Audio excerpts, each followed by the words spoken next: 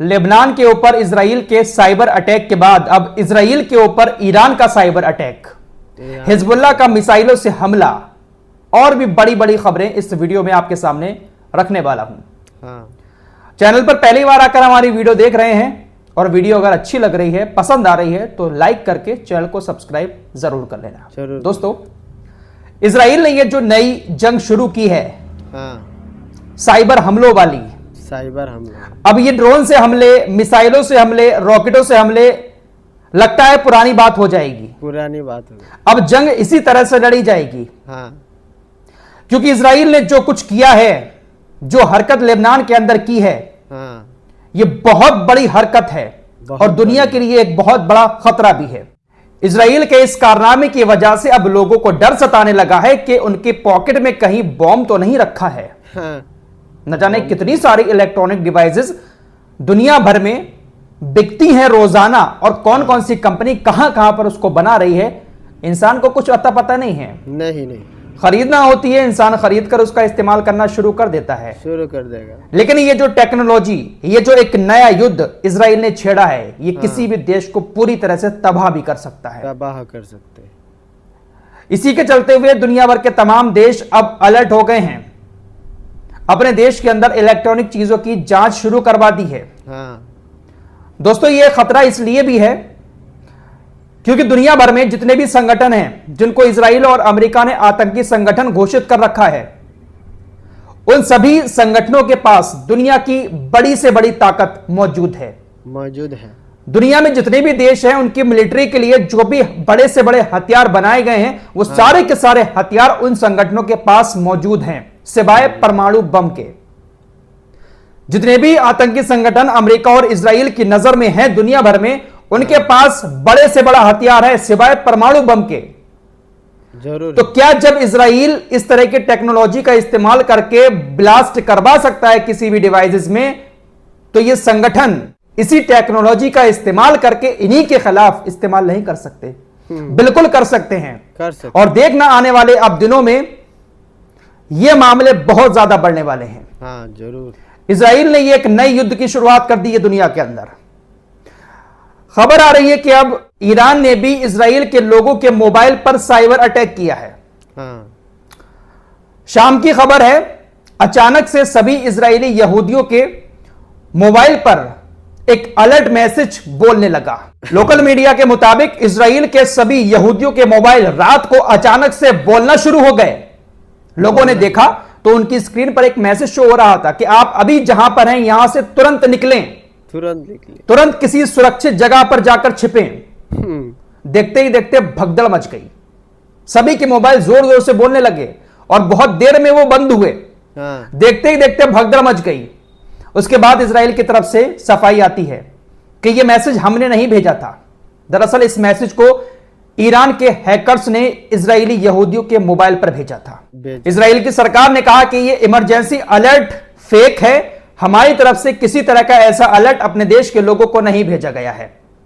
तो ईरान के हैकर्स भी इजरायली यहूदियों के मोबाइल तक पहुंच गए। बहुत कुछ होने वाला है दोस्तों, आने वाले दिनों में आप लोग देख लेना। उधर हिजबुल्लाह ने भी हमलों की शुरुआत कर दी है। हिजबुल्लाह ने उत्तरी इजराइल में कई सारी बस्तियों पर हमले किए।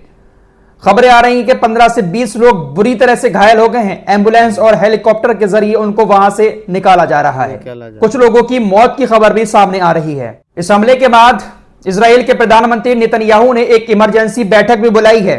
नेतन्याहू ने रक्षा मंत्रालय में बड़ी तादाद में मंत्रियों और अधिकारियों के साथ एक तत्काल बैठक करने की घोषणा की है। यह बैठक कहां पर हो रही है अभी तक इस बात का खुलासा नहीं हुआ है।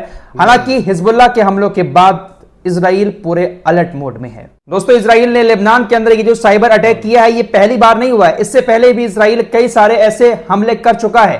जो ईरान के परमाणु वैज्ञानिक थे, उनको भी सैटेलाइट के जरिए एक रोबोट की मदद से इजराइल मार चुका है। तो इजराइल साइबर हमले करने में बहुत आगे है। लेकिन ये जो हमले किए हैं इस बार, इससे पूरी दुनिया में खतरा पैदा हो गया है।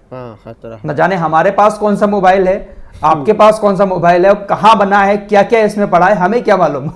कब बैटरी गर्म हो जाए, कब फट जाए, कोई पता नहीं है। ये दुनिया धीरे धीरे तबाही की तरफ बढ़ती जा रही है। जरूर। फ्रांस के विदेश मंत्रालय ने इजराइल से कहा है कि आप हिजबुल्लाह के साथ युद्ध शुरू ना करें, ना लेबनान के ऊपर अपने हमलों को ना दोहराएं। आप अगर लेबनान के ऊपर हमले करते रहेंगे तो युद्ध ऐसे ही भड़कता रहेगा। तुर्की के विदेश मंत्री हाकन फिदान ने कहा है, ऐसी संभावना है कि हम क्षेत्रीय युद्ध देखेंगे। इजराइल को इस पागलपन को रोकना होगा। क्षेत्र में तनाव चिंताजनक है और हम ऐसे बिंदु पर पहुंच गए हैं जहां ईरान, हिजबुल्लाह और उसके सहयोगियों के पास जवाब देने के अलावा कोई ऑप्शन नहीं है। दोस्तों, लेबनान के अंदर जो साइबर अटैक हुआ है उसमें ज्यादातर हिजबुल्लाह के लड़ाके ही मारे गए हैं, क्योंकि ज्यादातर पेजर का इस्तेमाल हिजबुल्लाह के लोग ही करते थे।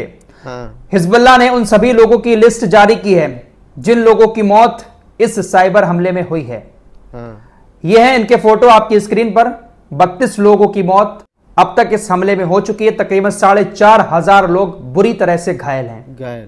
कुछ ऐसे लोग भी हैं जो इतनी बुरी तरह से घायल हुए हैं कि उनकी भी मौत हो सकती है। फिलहाल दुनिया का हर देश इस हमले की निंदा कर रहा है। हालांकि खुलकर अभी इजराइल का नाम सामने नहीं आ रहा है, लेकिन होगा तो इजराइल ही इसके पीछे। अभी इजराइल की तरफ से भी इस मामले पर किसी तरह का कोई स्टेटमेंट नहीं दिया गया है कि हाँ हमने हमला किया है या हमला नहीं किया है। लेकिन जाहिर सी बात है, टेक्नोलॉजी किसके हाथ में है आप सभी लोग जानते ही हैं। जानते हैं। लेकिन ये जो हो रहा है ये एक बहुत बड़ा खतरा बनकर अब दुनिया के सामने आ रहा है। दोस्तों, अभी कुछ देर पहले हिजबुल्लाह के नेता हसन नसरुल्लाह का एक बयान टेलीकास्ट किया जा रहा था, दुनिया भर में दिखाया जा रहा था।